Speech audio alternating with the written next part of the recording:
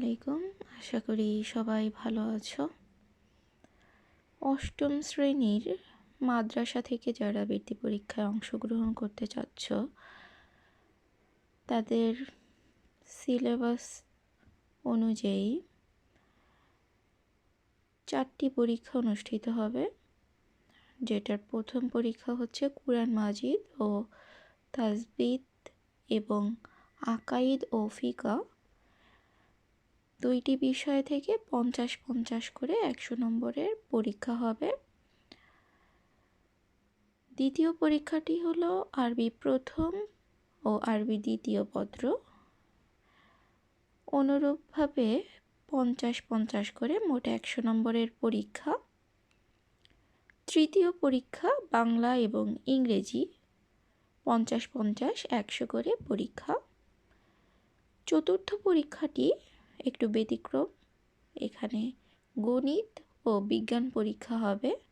গণিতে থাকবে 70 নম্বর এবং বিজ্ঞান থেকে 30 নম্বরের প্রশ্ন থাকবে। এগুলো ইতিমধ্যেই তোমরা জানো। আশা করি সবাই প্রস্তুতি নিয়েছো সঠিকভাবে। এখানে তোমাদের প্রশ্নের গঠন কাঠামো দেওয়া হয়েছে। প্রশ্ন ঠিক কেমন হবে এটা দেখলে তোমরা ধারণা লাভ করবে।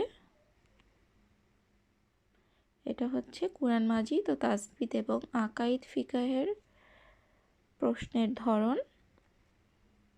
পরেরটা আরবি প্রথম ও আরবি দ্বিতীয় পত্র।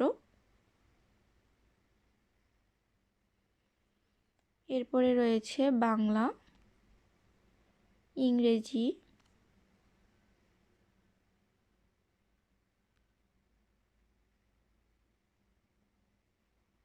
গণিত ও বিজ্ঞান।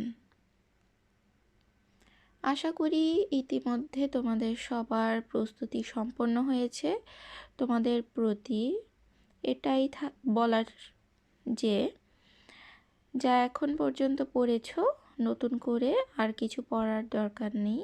যা পড়েছো সেগুলোই বারবার রিভাইজ করো। নার্ভাস হয়ে পড়বে না। যা পড়েছো, যা বইতে ছিল সেখান থেকেই প্রশ্ন আসবে, সেগুলো ঠান্ডা মাথায় উত্তর দেওয়ার চেষ্টা করবে। আশা করি আল্লাহর রহমতে সবার পরীক্ষা ভালো হবে। সবার জন্য শুভকামনা।